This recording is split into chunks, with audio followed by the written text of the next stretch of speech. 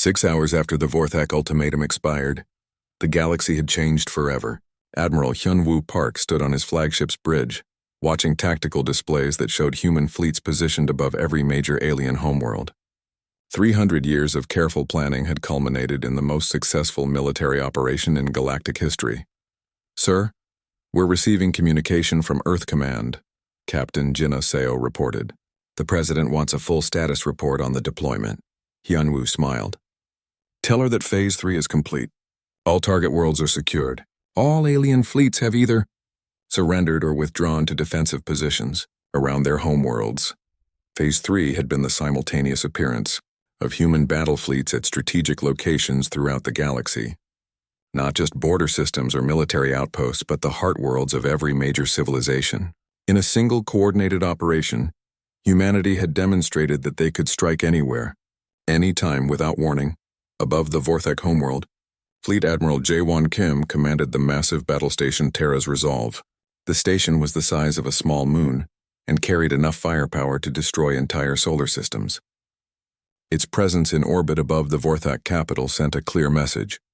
Resistance was futile. Warlord Krexthor himself appeared on the communication screen, looking smaller and less threatening than before. The proud Vorthak leader who had demanded human worlds just days earlier now seemed desperate and afraid. "Human commander," Krexthor said, his voice lacking its usual arrogance. "The Vorthak Empire formally withdraws all claims on human territory. We apologize for any misunderstanding about our intentions." "Apology accepted," Jae-won replied calmly. "Now we need to discuss reparations for the military action you forced us to take. Your government will provide compensation to cover the costs of deploying our fleets." Krexthor's red eyes widened. "You want us to pay you? You started this conflict by threatening human civilians and demanding our worlds," Jae-won explained patiently. "The deployment of 50,000 warships is expensive. Someone has to pay for it." The Vorthak leader looked around at his advisors, but none of them could offer any solutions. They were completely surrounded by human forces that could wipe out their civilization if they chose to resist. What do you want?" Krexthor asked quietly. "Mining rights to the Cathara asteroid belt, trade agreements favorable to human shipping, and a formal treaty recognizing human sovereignty over all our current territory, plus any worlds we choose to colonize in the future." The demands were harsh but not impossible to meet. The Vorthak had expected complete conquest and slavery. Instead, they were being offered a chance to survive as a subordinate but independent species. "Agreed," Krexthor said quickly. "The Vorthak Empire accepts these terms." Captain Hyojin Lee received similar capitulations from the Xylani collective above their homeworld. The technologically advanced species that had always considered themselves superior to humans now competed to offer their most advanced research in exchange for protection. "Captain, the Xylani Science Council is transmitting their complete database of quantum computing research," her communication officer reported. "They're also offering to share their gravitational manipulation technology." "Accept the quantum research," Hyojin ordered. "As for the gravity tech, tell them we already developed superior versions decades ago. But we appreciate the gesture." This was the truth. Human scientists had used Xylani gravity generators as a starting point, then improved upon them to create the systems that powered humanity's largest ships. The aliens were offering humanity technology that humans had already surpassed. The pattern repeated itself across the galaxy. Species that had once looked down on human science now discovered that their primitive neighbors had advanced far beyond them. Technologies the aliens considered cutting-edge were already outdated by human standards. Admiral Min Ho-jang negotiated with the ancient Keftar dynasty from his position above their crystal homeworld. The beings that had ruled their section of space for 10,000 years were perhaps the most shocked by humanity's revelation.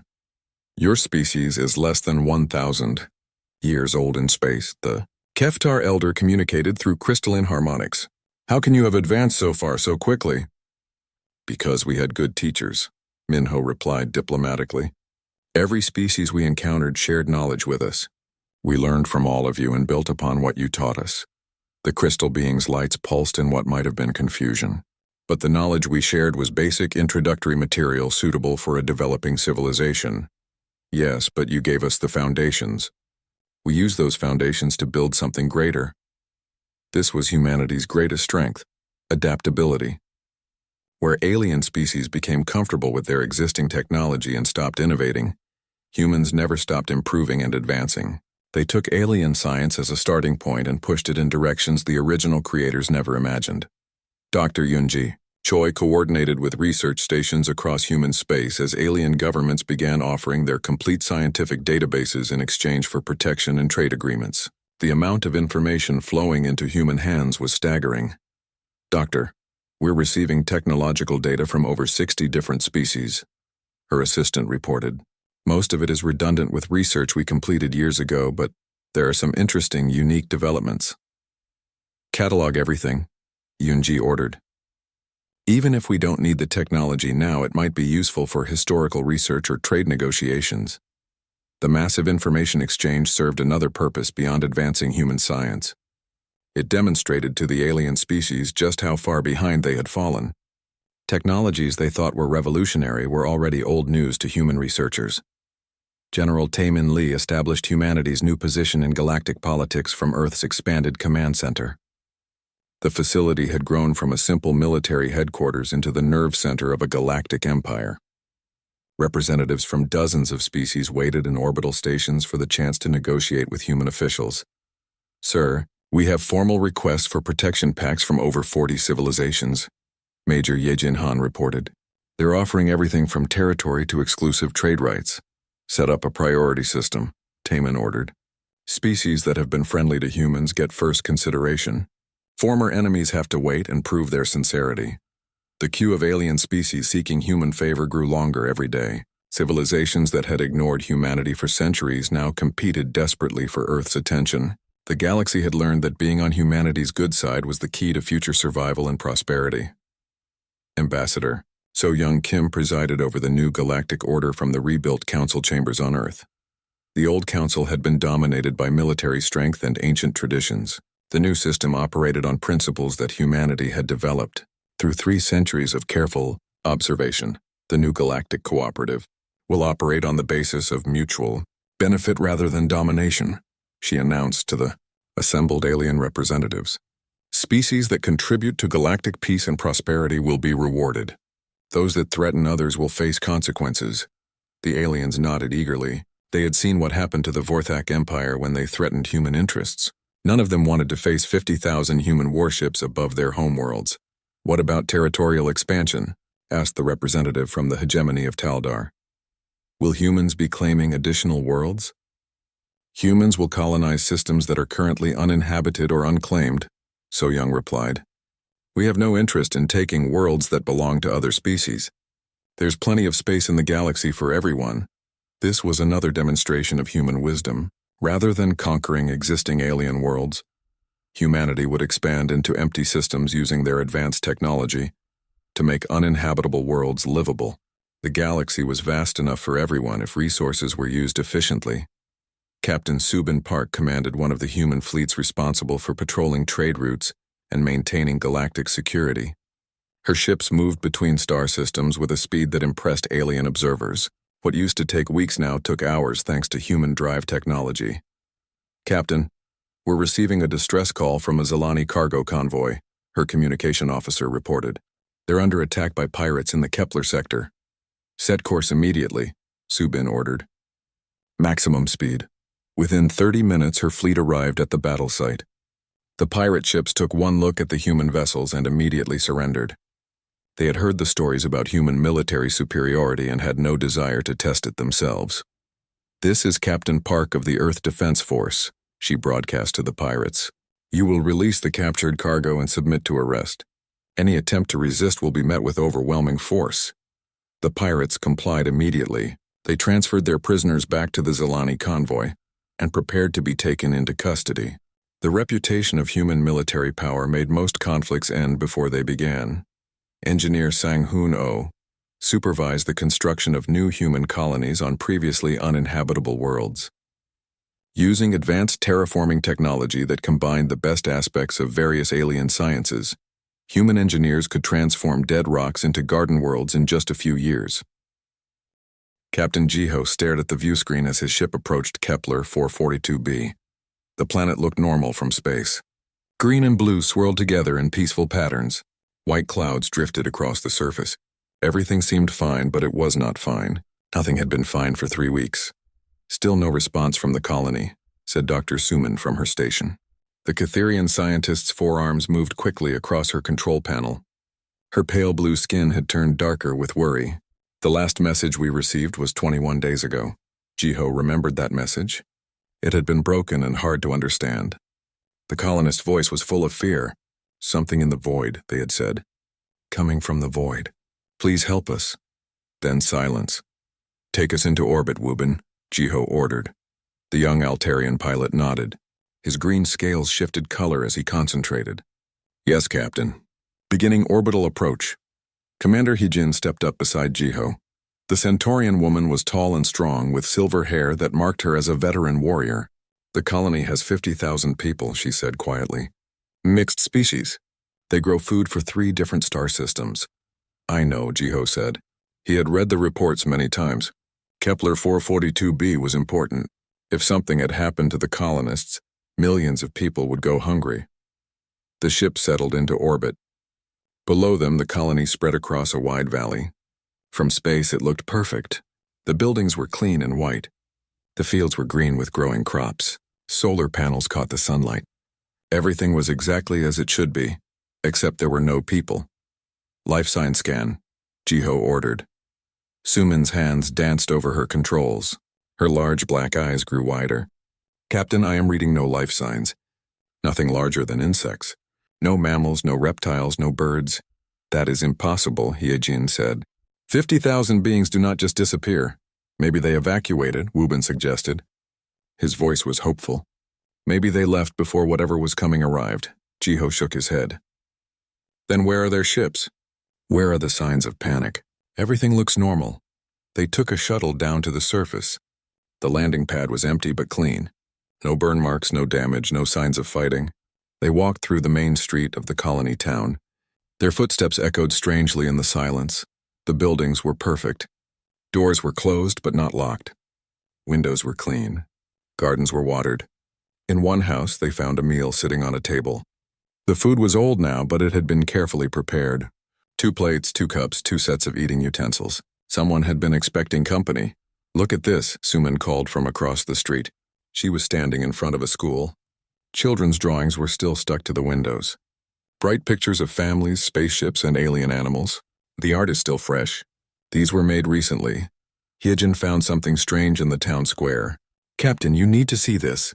She was standing next to a fountain. The water was still running. Around the fountain were benches, and on the benches were personal items. A book, open to the middle. A cup of tea, long cold. A child's toy, a small stuffed creature with button eyes. It is like they just stood up and walked away, Hyejin said. But walked away to where? Jiho asked. Suman was scanning with her instruments. I am detecting some unusual readings. There is an electromagnetic field coming from the center of the colony. It is very faint, but it has a pattern. They followed her readings to the administrative building. Inside, they found the colony's main computer still running. All the screens showed normal operations. Power was flowing correctly. Water systems were working.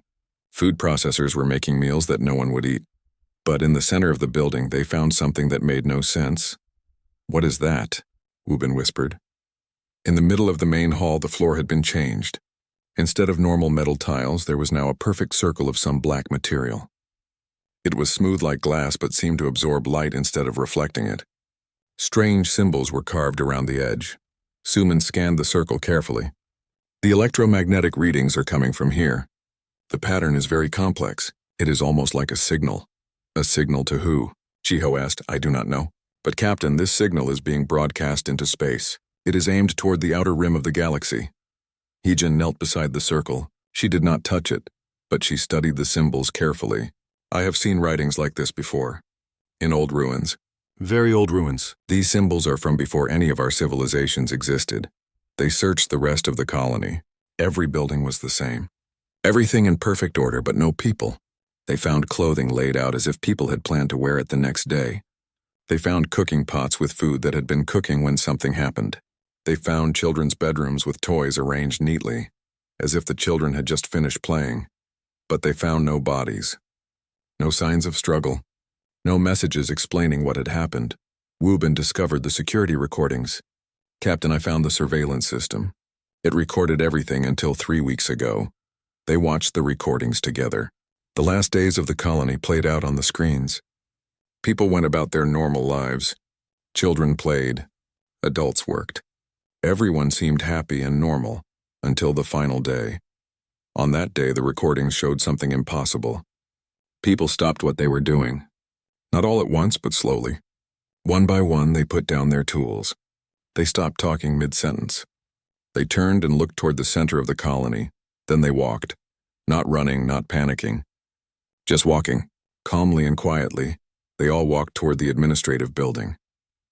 The cameras showed thousands of people streaming through the streets, all walking in the same direction, all with the same peaceful expression on their faces. The recordings ended when they reached the building. Play it again, Yejin ordered. They watched it 3 more times. Each time it was the same.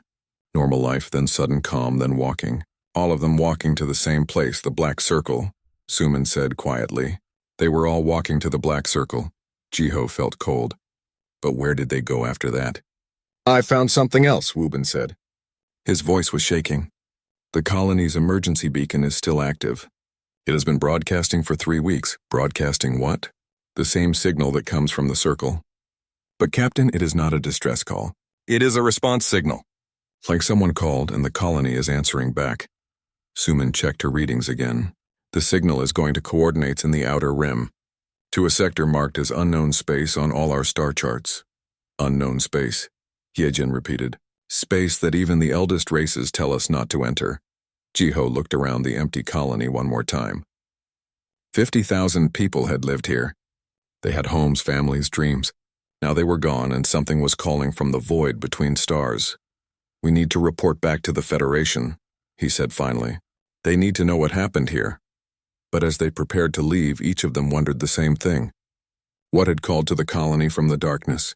And what had the colony called back to answer? The Galactic Council chamber had never been this quiet. Representatives from 100 worlds sat in their floating seats, but no one spoke. They all stared at the holographic display showing the electromagnetic signal pattern from Kepler, 442b. Admiral Yuna stood at the center of the chamber. She was human, one of only 3 humans in the entire Federation government. Her dark hair was streaked with gray, and her eyes held the steady look of someone who had seen many battles. The pattern repeats every 47 seconds, she said. Our scientists believe it contains mathematical sequences and star coordinates. It appears to be some kind of communication. Still, silence filled the chamber. Then slowly Ambassador Minho began to rise from his seat. The ancient Prothean had not spoken in the council for over 200 years. His body was thin and pale, almost transparent. When he moved, it looked like he was made of light and shadow. I know this signal, he said. His voice was like wind through old trees. The chamber erupted. Representatives began talking at once, their voices mixing into a chaos of different languages and sounds. Admiral Yuna had to use the sound dampeners to restore quiet. Ambassador Minho, she said carefully. You have seen this pattern before? Yes. The old Prothean's eyes were like deep wells. 50,000 years ago. We called it the Great Silence. In the back of the chamber, a young Federation intern named Jiwan was taking notes. Her fingers moved quickly across her data pad, recording everything. This was her first year working for the council, and she had never seen the elder representative so frightened. Tell us what you know, Admiral Yuna requested. Minho was quiet for a long moment. When he spoke, his voice was barely above a whisper. They come from the void between galaxies. We do not know what they are, only what they do. When their signal appears, civilizations disappear. Disappear how? Asked the representative from SciFiPrime. Gone. Not destroyed, not killed. Gone. Entire worlds empty but undamaged. Billions of beings simply no longer there. Dr. Do-hyun, the Federation's chief quantum physicist, stepped forward. He was a middle-aged Korean man with kind eyes behind thick glasses. Ambassador, our analysis suggests the signal is not random. It appears to be a response to something. What could have triggered it? Minho looked directly at Admiral Yuna. A distress call. Your colony sent a distress call into space. That call reached them, and now they are coming. The chamber fell silent again. Admiral Yuna felt her heart beating faster. Coming here? Yes, the signal is a beacon, calling them to this galaxy. And when they arrive, Minho's voice trailed off. What happens when they arrive? Yuna asked. We do not know. No one who has encountered them has ever returned to tell us. Jiwan looked up from her notes. Something bothered her about what she was hearing.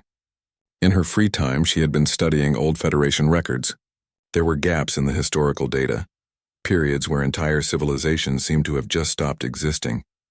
Sir, she called out, forgetting protocol, Ambassador Minho. What did the surviving races do during the Great Silence? All eyes turned to her. She felt her face grow hot with embarrassment, but Minho nodded approvingly. Smart question, young one. We hid. Every civilization that knew the signs went completely quiet. No radio transmissions, no space travel, no signals of any kind. We waited in silence until they passed. How long did you wait? Admiral Yuna asked. 3,000 years. The number hit the chamber like a physical blow. 3,000 years of hiding in silence, afraid to make any noise that might attract attention from the void. Dr. Do-hyun was studying his data pad intensely. The signal from the colony has been broadcasting for 3 weeks. If these entities are responding to it, how long before they arrive? That depends on where they were when they received it, Minho replied.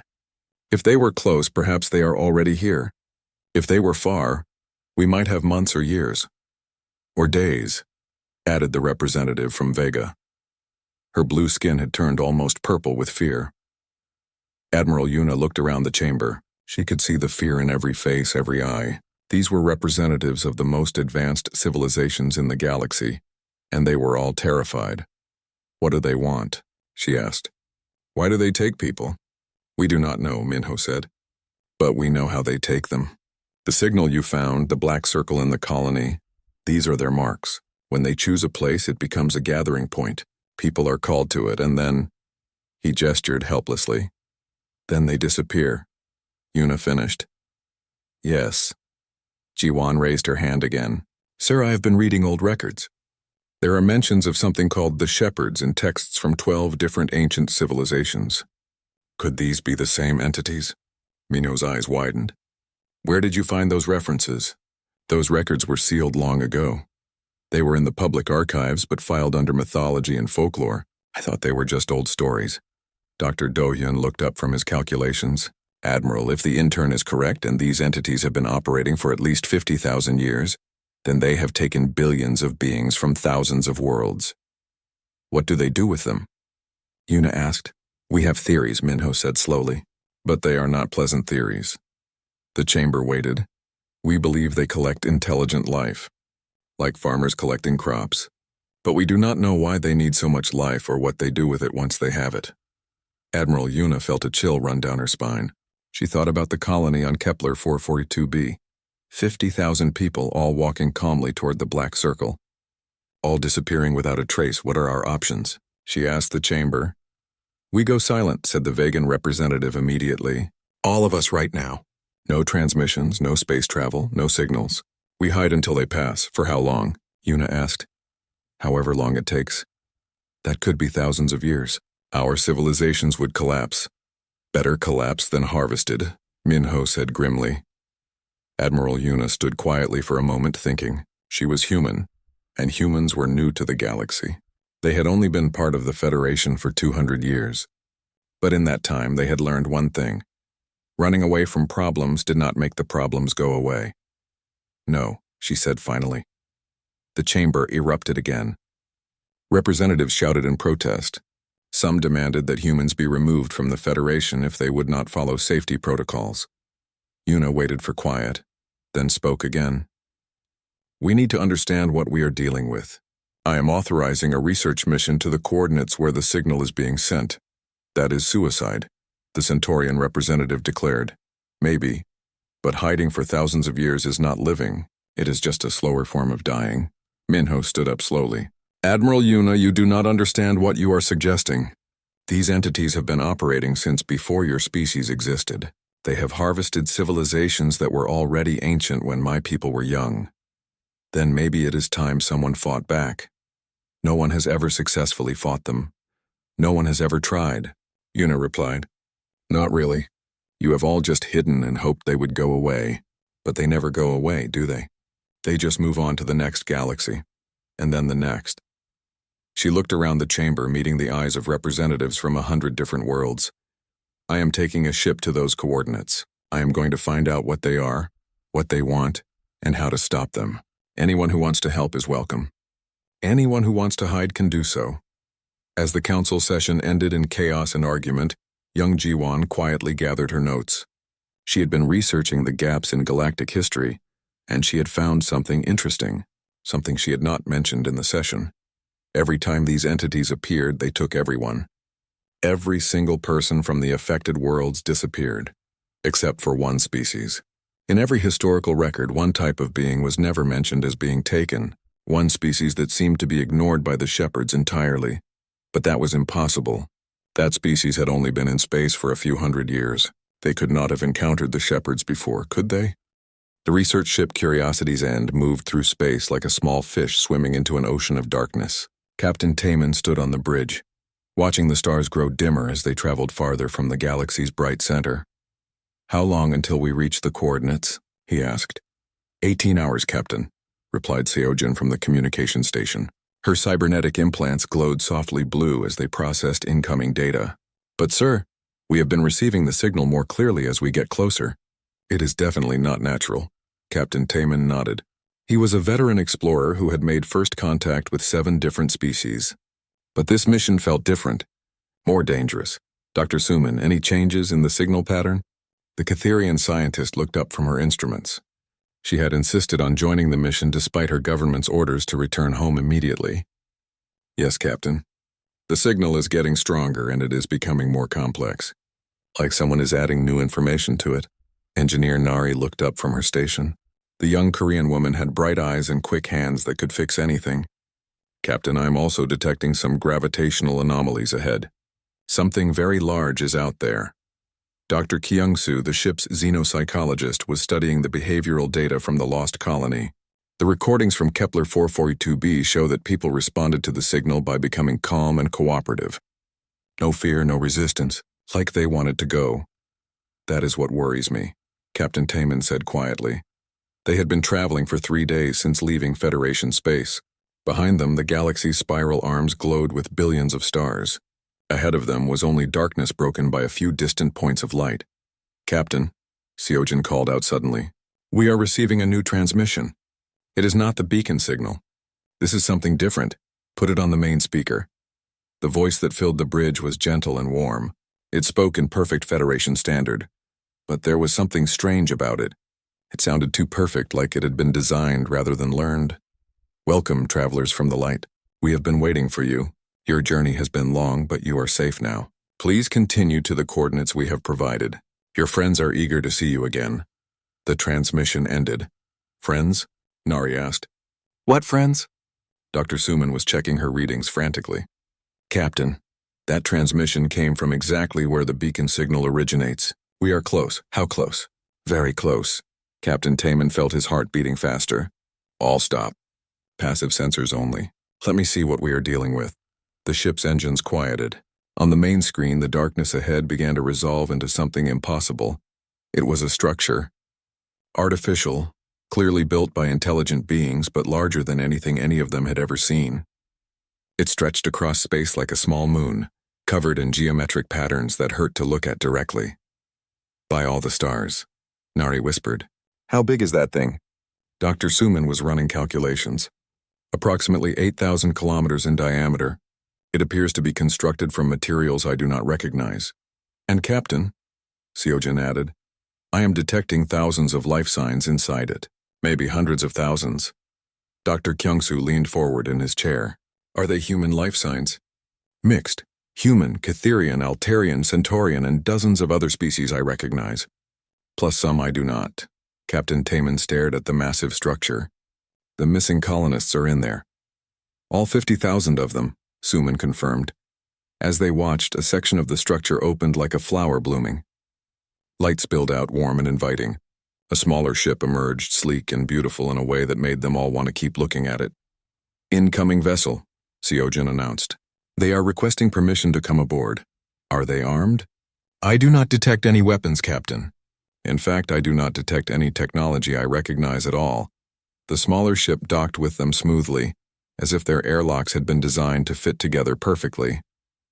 Captain Taman and his crew waited in the docking bay, wearing their sidearms but trying to look peaceful.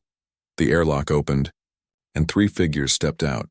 The first was human, a middle-aged woman with kind eyes and a gentle smile. She wore simple gray clothing that seemed to shift and flow like living fabric.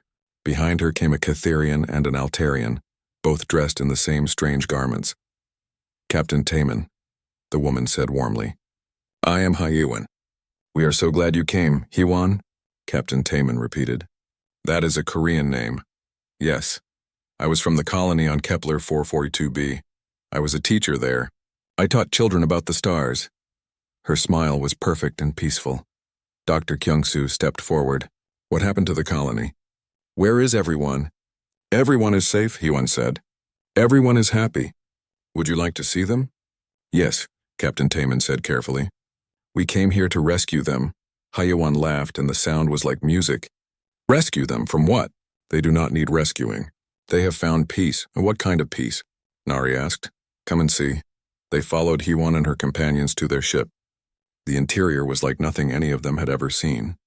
The walls glowed with soft light and everything curved in patterns that seemed to flow like water. There were no hard edges, no sharp corners, nothing that could cause discomfort or harm. This is beautiful, Suman said, running one of her 4 hands along a wall. The materials feel alive. Everything here is alive, the Catherian companion said. Everything is connected. Everything is part of the whole. As they traveled toward the massive structure, Hyuan told them about the shepherds.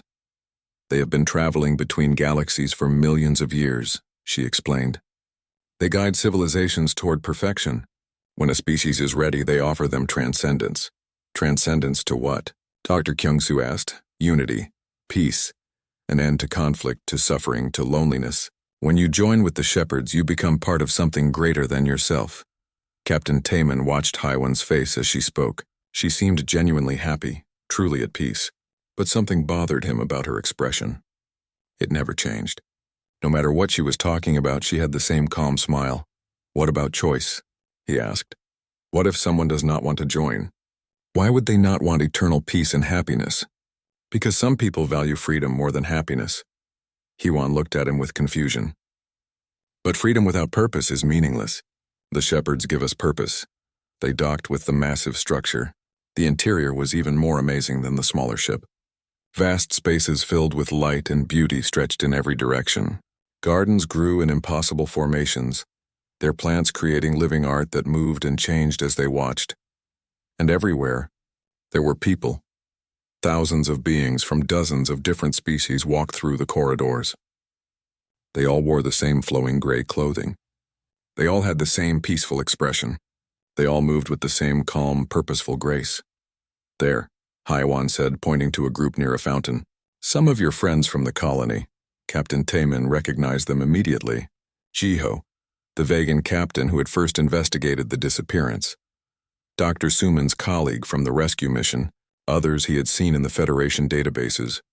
But when they saw the newcomers, their faces showed no recognition, no surprise, no individual reaction at all. They simply smiled the same peaceful smile and continued with whatever they were doing. Jiho, Captain Taman called out. Captain Jiho! The Vegan looked up, smiled, and walked over. Hello, friends. Welcome home. Home? Jiho, do you remember me? We served together on the Exploration Council. I remember many things, Jiho said calmly, but they do not matter now. Nothing matters except the unity we have found here. Dr. Kyung-soo was studying Jiho's behavior carefully. Captain, his speech patterns are different. His body language has changed. It is like he has become someone else entirely. Not someone else, Hyuan corrected. Someone better. Someone perfect.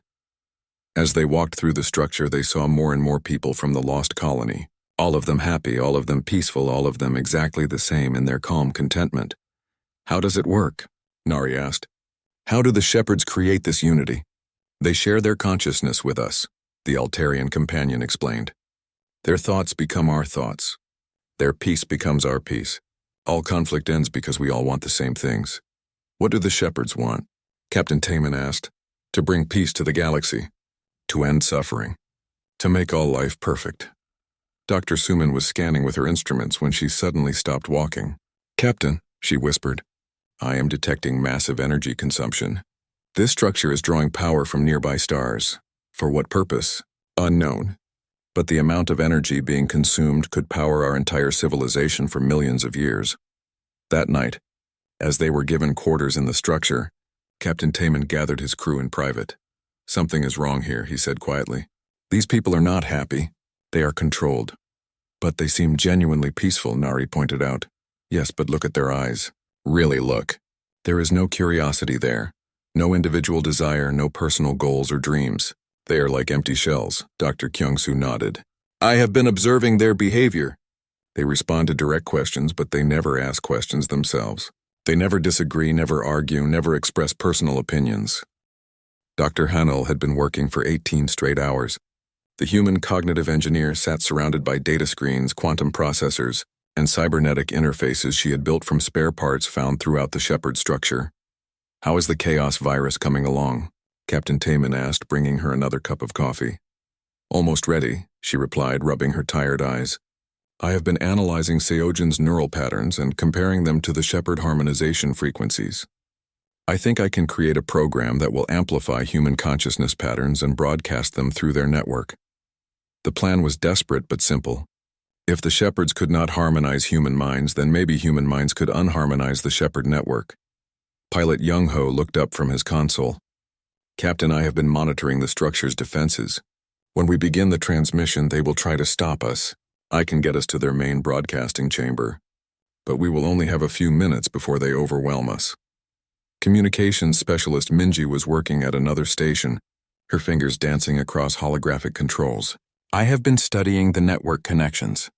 The integrated beings are not just receivers, they are also transmitters.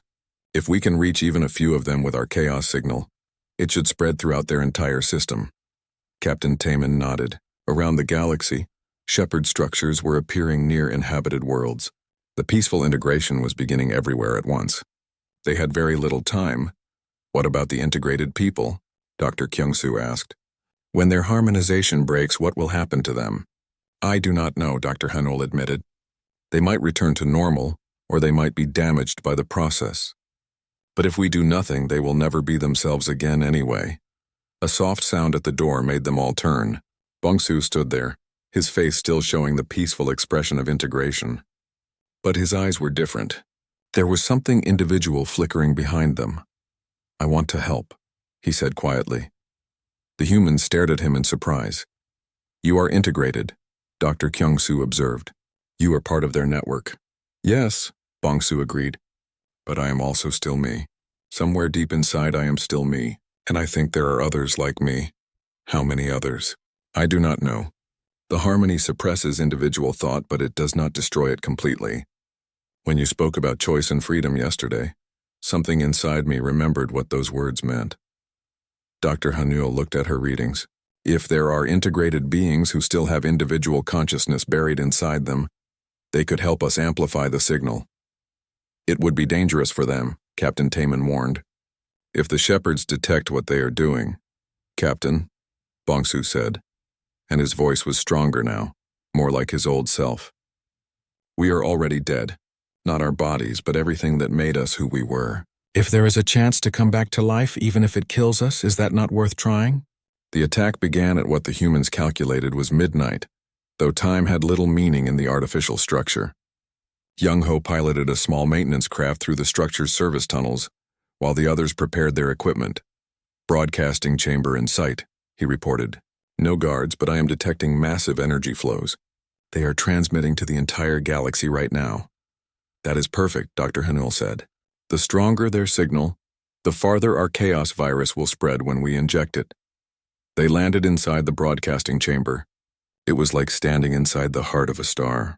Energy flowed around them in visible streams, carrying the harmonized thoughts of millions of integrated beings to every corner of the galaxy. Minji began connecting her equipment to the Shepherd systems. I am into their network. I can see the data streams flowing to thousands of different worlds. Begin the upload, Captain Taman ordered. Dr. Hanul activated her chaos virus. Immediately, alarms began sounding throughout the structure. The shepherds had detected the intrusion, but it was too late. Human consciousness in all its chaotic glory began flooding through the shepherd network. Random thoughts, contradictory emotions, individual desires, personal memories, and stubborn independence crashed into the peaceful unity like a storm hitting a calm lake. The effect was immediate and dramatic. Throughout the structure, integrated beings suddenly stopped what they were doing. Their peaceful expressions flickered. Some began to look around in confusion. Others started asking questions. "What is happening to me?" asked a Catherian scientist who had been integrated 3 years earlier. "Where am I?" wondered an Altarian pilot who had forgotten her own name. "I want to go home," said a human child who had not spoken an individual thought since her integration. In the broadcasting chamber, the shepherds appeared in their full power. Beings of light and energy, they towered over the humans like angry gods. "Stop this immediately," the SciFiPrime commanded. "You are destroying millions of years of peaceful evolution." "We are restoring free will," Captain Taman replied, even as the energy around them grew so intense it was hard to breathe. "Free will is suffering. We have eliminated suffering." "You have eliminated life," Dr. Hanul said, working frantically to boost the signal strength. "Suffering is part of being alive. So is joy, love, discovery, growth, and choice." The shepherds tried to shut down their network, but it was too late. The chaos virus had spread too far.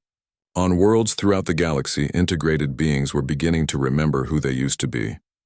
"This is catastrophic," the SciFiPrime said, and its mental voice carried genuine anguish. "You do not understand what you are doing. Without harmony, there will be war, hatred, violence." "Maybe," Young Ho agreed, still piloting their escape route. "But there will also be art, music, love, friendship, dreams, and hope." "Besides," Minji added, "you never gave anyone a choice. You decided what was best for everyone without asking them. We are billions of years old. We have seen the results of chaos across countless universes. But you have never seen the results of freedom," Dr. Kyung-soo observed. "You always step in and impose your solution before civilizations can find their own way." The chaos virus continued to spread. The feedback from millions of minds suddenly remembering their individuality created a cascade effect that the shepherds could not stop. For the first time in their ancient existence, the shepherds began to experience doubt. The emotion hit them like a physical blow. Doubt was chaos. Doubt was imperfection. Doubt was everything they had spent millions of years trying to eliminate. But as human consciousness infected their network, they began to doubt their own methods. They began to question whether their way was truly the best way. They began to wonder if they had made a terrible mistake, and once doubt entered their perfect unity, it spread like wildfire. We do not understand," the SciFiPrime said, its mental voice wavering with confusion. "We have brought peace to so many worlds. How can this be wrong?" "Because you never asked if they wanted your peace," Captain Taman said gently. "Peace that is forced is not peace, it is control." Throughout the structure, the integrated beings were fully awakening now. 50,000 colonists from Kepler 442b looked around in confusion, joy, and terror as they remembered who they were. Captain Jiho grabbed Captain Taman's arm. "Taman, what happened?" "The last thing I remember was investigating the colony and then—" He looked around at the vast alien structure. "Where are we?" "It is a long story," Taman replied. "But the short version is that we are rescuing you." The shepherds were retreating now, pulling their consciousness back from the network they could no longer control. But the damage was done. Across the galaxy, millions of integrated beings were remembering their individual selves. Some were angry. Some were grateful. Some were confused. But they were all themselves again. "This is chaos," the SciFiPrime said weakly. "There will be conflict. There will be suffering." "Yes," Dr. Hanul agreed. "But there will also be growth. Conflict forces us to become better. Suffering teaches us compassion. Without challenges, we never learn, never improve, never become more than we were. We had not considered this perspective." "That is because you never experienced doubt or disagreement," Minji said. "You never had anyone challenge your ideas or offer different solutions." The shepherds were silent for a long time. When they spoke again, their mental voice was different, uncertain, individual. "What do we do now?" they asked. And the question came not from the Shepherd Prime alone, but from several different Shepherd consciousnesses, each thinking slightly different thoughts. "You could try learning instead of teaching," Captain Taman suggested. "You could observe without interfering. You could let civilizations make their own choices even if those choices lead to mistakes. But what if they destroy themselves? Then they destroy themselves. That is their choice to make. And what if they create something beautiful instead? Then they create something beautiful. That is also their choice." The great shepherd structure began to change. Instead of the rigid geometric patterns that had covered its surface, new designs began to appear. Chaotic, individual, creative patterns that had never existed in their perfect unity. The shepherds were learning to argue with themselves, learning to doubt, learning to be individuals instead of a collective. It was the beginning of their own evolution. As the human crew prepared to leave with the rescued colonists, Ambassador Minho's voice came over the communication.